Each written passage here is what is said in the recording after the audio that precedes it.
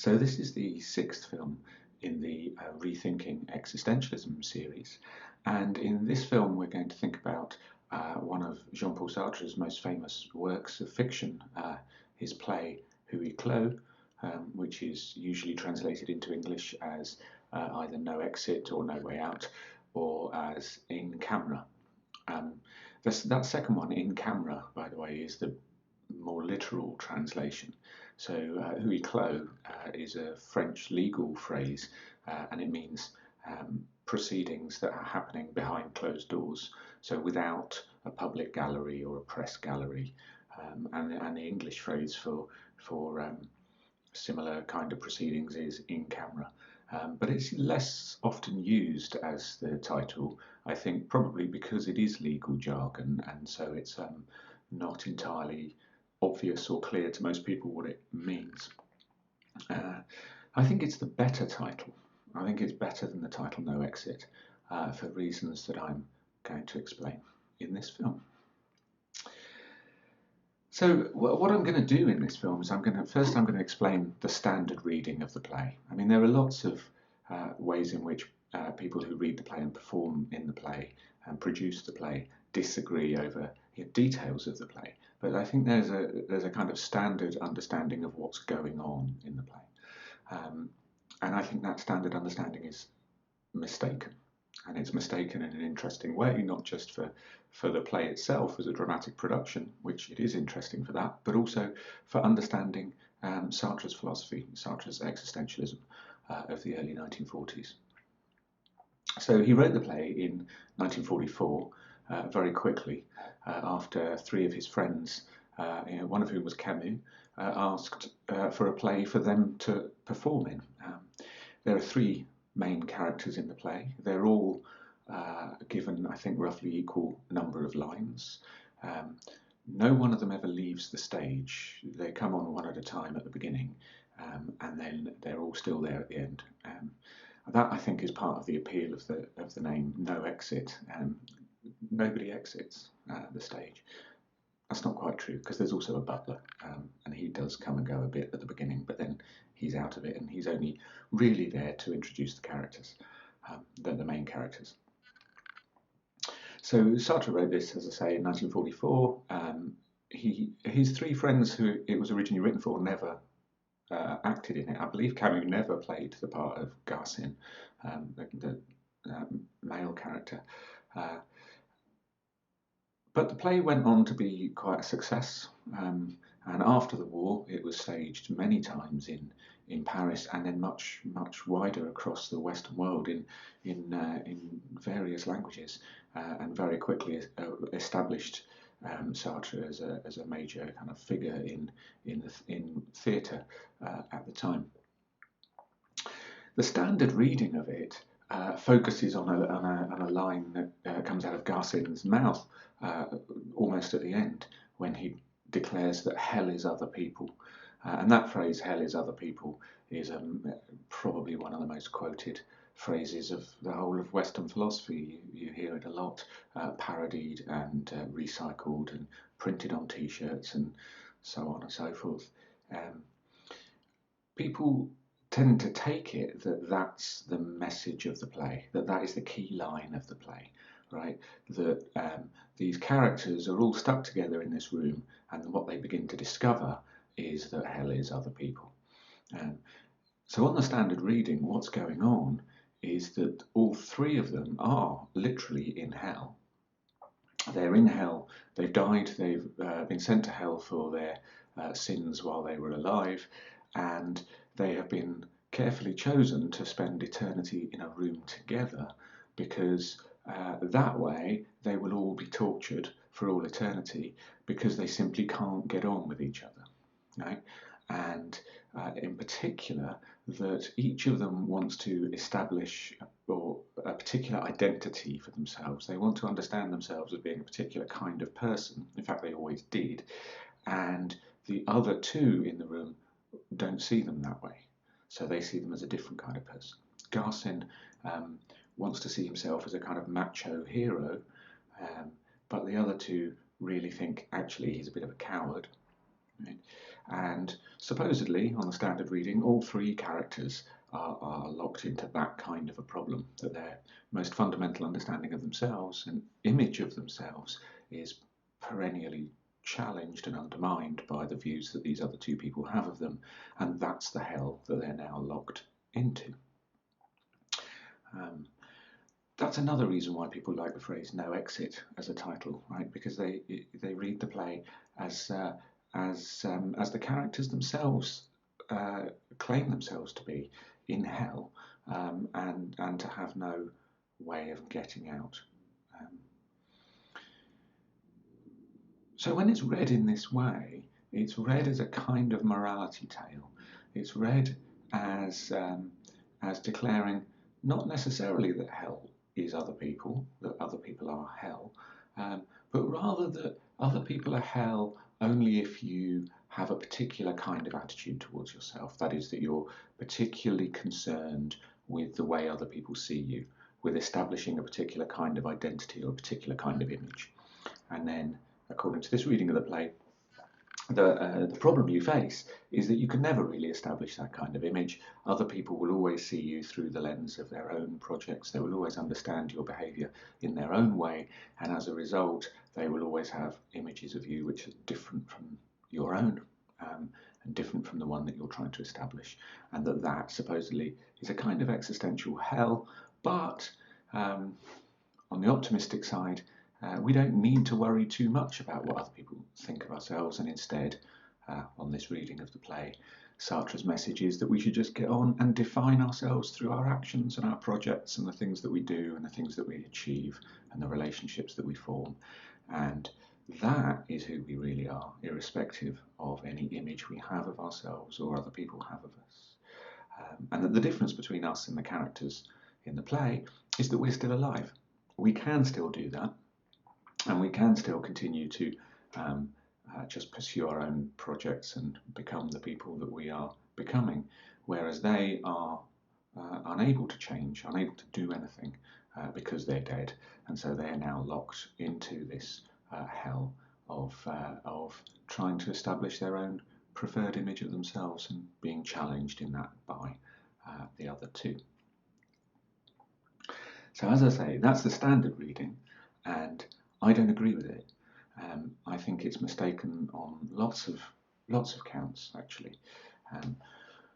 So I detail these in my chapter 6 of the book that I'm writing, which is called, what's it called? It's called "Why Inez is Not in Hell." That's the name of the chapter. And the reason it's called that is that I think one of the central problems with the standard reading is that Inez, one of the three main characters, she doesn't face the same problem that the other two seem to face. She doesn't face the problem that her own preferred self-image is being challenged by the people that she's spending this time with, locked in this room. Right? She declares herself to be uncommonly nasty.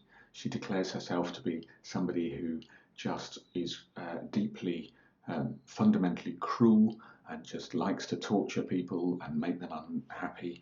And neither of the other two really disagree with that. I think we can all agree as we watch Inez continue to get under the skin of the other two that, yeah, she is uncommonly nasty, she is cruel, she is trying hard to torture them, even as she declares that actually they're all locked in this room to torture one another. It's obvious that she's actually primarily doing the torturing. So she doesn't have the problem that other people don't affirm her self-image. Actually, everybody agrees she's just fundamentally cruel. I think for this reason, Inez is not like the other two. I think it's not just that she doesn't face the same problem that they face.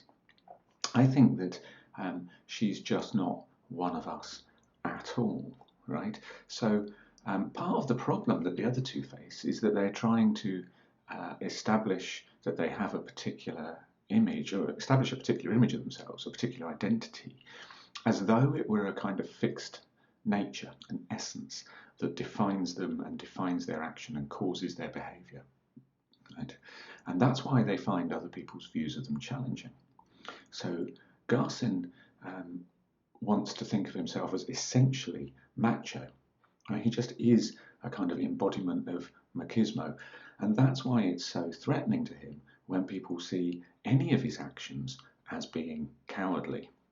Because if he was essentially macho, essentially brave and tough and strong, then he wouldn't ever do cowardly things. So one or two cowardly actions stand as counterexamples to his self-image. I think that Estelle has a very similar problem, although for her it's not the stereotype of masculinity that she wants to identify with, it's a social stereotype of femininity that she wants to identify with. And she wants to see herself as essentially feminine, as by nature feminine, as the surrounding culture understands that. And then she has a similar problem that other people don't necessarily confirm her self-image. Inez, as I say, everyone else does confirm her self-image. And I think there's good reason for this. I think that we can read her as actually genuinely possessing an essence, as having a fixed nature, as being essentially cruel, essentially exactly what she said she is, nothing more than a creature who is by nature trying to torture other people. That is, I think Inez is not one of us. She's not a mortal. She's not a human. She is, as I put it in the chapter, she's an insider. She's a demon, right, in hell, if this is hell. And her job is to torture the other two. Right? The reason why the play is usually read as the three of them torturing one another is because that's the conclusion that those three characters come to. That's what they decide is going on. But they only come to that conclusion because Inez tells them that's what's going on. She declares that they've been put together to torture one another, and that's why there are no torture instruments and no demons there. And in the end, the other two come to believe it. Quite oddly, I mean, quite funnily, I think, Garcin, when he comes to believe it, he doesn't recognise really that Inez has already told him to believe this. He kind of comes to this conclusion as though it's his own discovery. That's when he declares hell is other people.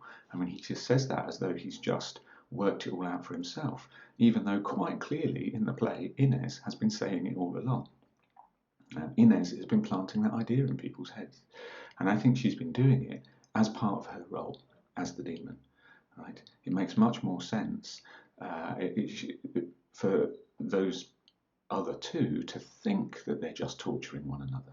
If they realise that her job is to torture them and to goad them, then they would find it easier to resist her and stop listening to her, I think.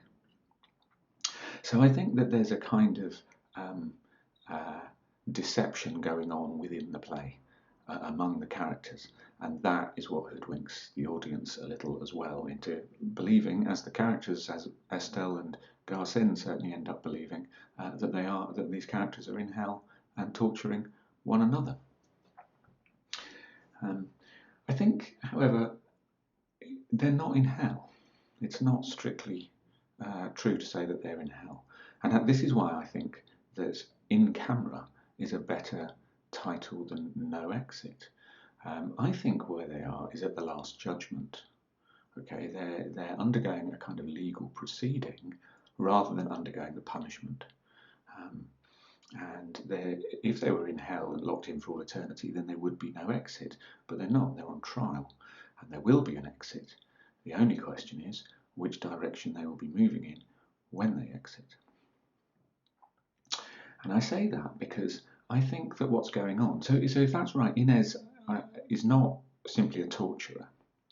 She is, I think, the counsel for the prosecution. Right? Her aim is to bring Garcin and Estelle to understand what their sins are. Okay? And to bring the audience to understand what Garcin and Estelle's sins are. Right? Because I think we, the audience, when we watch the play, we're the judges. we're inside the room, we're inside the logic of the play. We're not simply spectators, because there are no spectators, right? Because there is no public gallery and there is no press gallery, because these are proceedings Huis Clos, in camera. So we must be inside the closed room as part of the proceedings. But our job is to keep quiet, watch, and form a judgment of those characters, which is, of course, what we do. It's what you naturally do when you're the audience of a play. Garcin makes some progress across the play. He begins to understand, I think, what his crime, what his sin is. And I think that Estelle, the other mortal, who is, on my reading, facing Last Judgment, makes no progress at all. She just goes round and round in circles, asserting her femininity, whereas Garcin begins to understand, at least, that some of his actions are at least ambiguous, that they can be read in more than one way. And I think that is the first step towards his understanding that he doesn't have a fixed nature of any kind, a fixed essence of any kind, that actually it's only his actions that define him. And I think that that's ultimately what the setup is designed to elicit. That it's designed to bring both Garcin and Estelle to understand that their fundamental sin is what Sartre calls bad faith. That is, identifying themselves with a particular essence or a particular nature, which they then claim just causes their behaviour. Right? It's because they see themselves in that way, though they differ in exactly what way. Garcin sees himself as essentially masculine in a stereotypical way. Estelle sees herself as essentially feminine in a stereotypical way. But because they see themselves as having these fixed essences, that's what causes all of their trouble. And the aim of the proceeding, I say, is to bring them to understand that, to bring them to confess their sins in front of us, the audience. So if that's right, the key line in the whole thing is not Garcin's claim that hell is other people at all. Rather, other people are only hell for him and for Estelle because they commit this sin of bad faith, because they see themselves as having a particular fixed nature, and then their view of themselves is always going to be challenged by other people's views of their actions. But if they didn't see themselves as having a fixed nature in the first place, then the fact that other people can read their actions in different ways wouldn't be a challenge to their self-image. Okay, so it's not that other people are essentially hell or necessarily hell. It's that other people are hell if, like Garcin and Estelle, you're living your life through the project of bad faith. The line of the play that really summarises Sartre's philosophy is a line that appears in Inez's mouth. Inez declares at one point, when she's challenging Garcin to come to recognise his sins, she says, "You are your life, and nothing else. That is, you are what you do, and what you've achieved, and the people you've lived with, and that is all you are. There's no fixed core, no essence, no nature that stays constant and causes your behaviour. You are nothing but what you've done." That's Sartre's view. And as I say, it's Inez, not Garcin, who recognises that throughout the play. And her aim, I think, is to bring the other two to recognise it as well. Right, so that's my view of Sartre's play, Huis Clos.